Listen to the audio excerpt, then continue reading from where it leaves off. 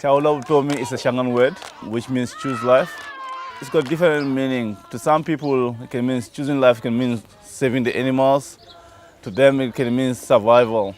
When we say Hlawula Vutomi, we're really saying, how do you choose a life that will work out for you and your family?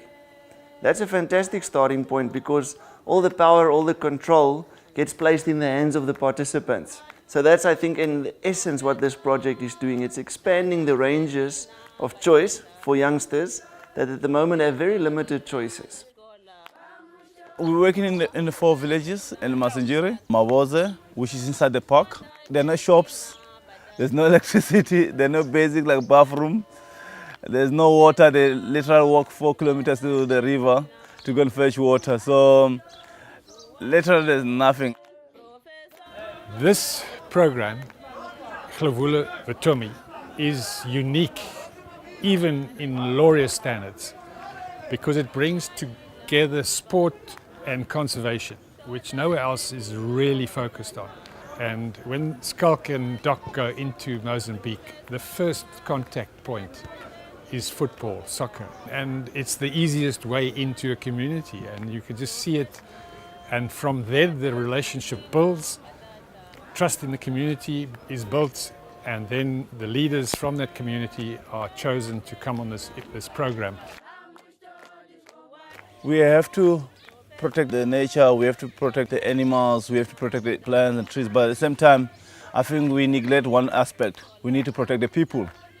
We need to protect them by giving them alternatives, opportunities to generate income, to make a living, making them feel good who they are by thinking about tomorrow, having hope, invest in their education, and hence we bring them to South Africa to see what is possible in PNL in Mozambique. The harsh reality of what has brought us together today and what we've been working on for the past 2 or 3 years has been informed by a concern for rhino poaching. And ultimately, that is what brought us to a point of saying we've got to start working with kids who are unfortunately exposed to a potential life in crime and to encourage them along a different path. And it's about finding a new way to tackle the harsh subject of organized wildlife crime, which is unfortunately exploiting these communities and these kids in these communities, because they're the future leaders of their societies.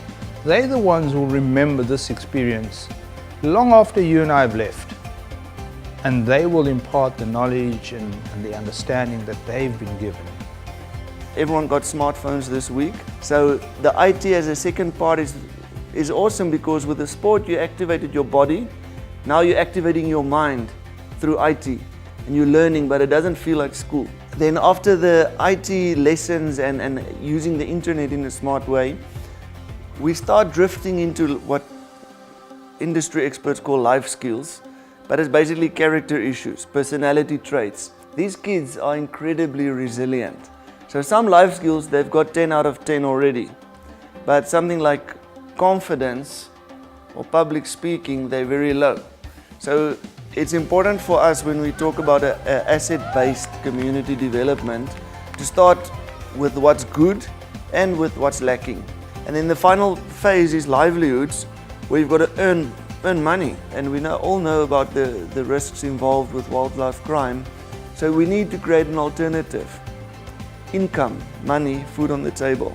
And that's what this leather project is really doing. They can make premium products and sell them. So that kind of concludes the loop. You need to start from that generation, because if we're not taught at a certain level in terms of the Mother Earth and what we need to do, we're not going to grow those kids into adults that are going to be sensitive about what happens around them in terms of conservation and why we need to conserve and why is it important to conserve. And that message can easily come out from something simple as playing sport together. I mean, that's like social things that we as human beings take for granted, but it actually can be used as a mechanism to get your message through. we have to conserve this animal for the future generation. And then from conservation, we can get more revenue in our side. We can build more school, can build more hospital, they can get a job, things like that. But we need to create the base first. The children should see and link the conservation and benefits that may gain in the future, being employment, being education, whatever may come across, even education opportunities. I really believe that sport can teach people, teaching the kids lessons, teaching them the basic principles about discipline, hard work, honesty, all those small things, and then saying, hold on, if you apply that to nature, same thing. It's hard work to look after rhinos. It's hard work to look after the animals in the Kruger. It's all hard work, but in the end, there's a great end result, which is a fantastic park that many people can visit, and hopefully will create the same situation on the other side of the border on the Mozambique side. Vito ra mina Angel Kungolini. Ni tshama ka Mahlawula. Ni mamani wa Reni Mahlawula. Ku sungula ka yena ka manga Joni swi ni tsakisile. Hikuva leswi nga ha vuya Joni. U vuye na mati nyana sa mativa ya ku hlamba.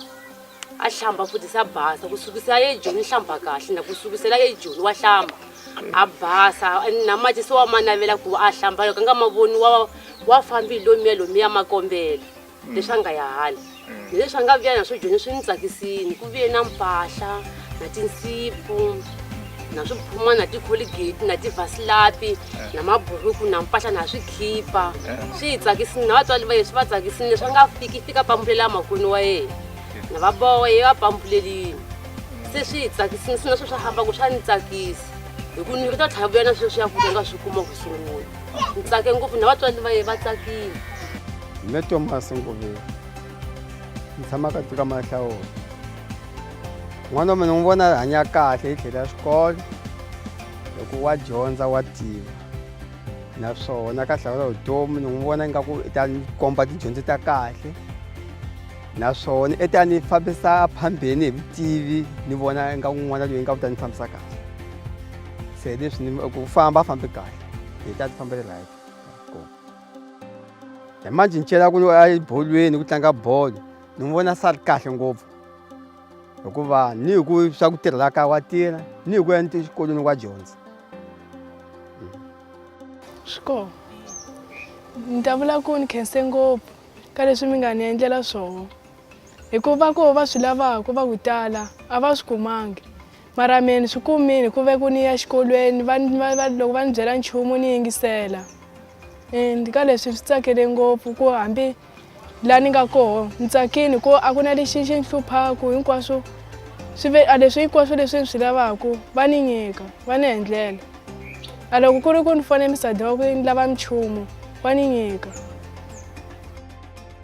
We hope that the kids that we bring here really become agents of change in their communities so that they can show them perhaps a slightly different future. My hope is that some of these kids, when they grow up, would actually choose conservation as a career and hopefully start working either for Limpopo National Park but also possibly for the Kruger National Park. I think it's quite impressive how quickly these kids grasp like conservation issues and principles and how quickly they take ownership of it. There was one of the girls who said today that when she's going to get home, one of the first things she's going to tell her parents is that, we need to conserve animals and we need to look at changing, our economy to accommodate tourists and look at that as a livelihood. So, I mean, I'm just very impressed by the kids and I think they've been amazing.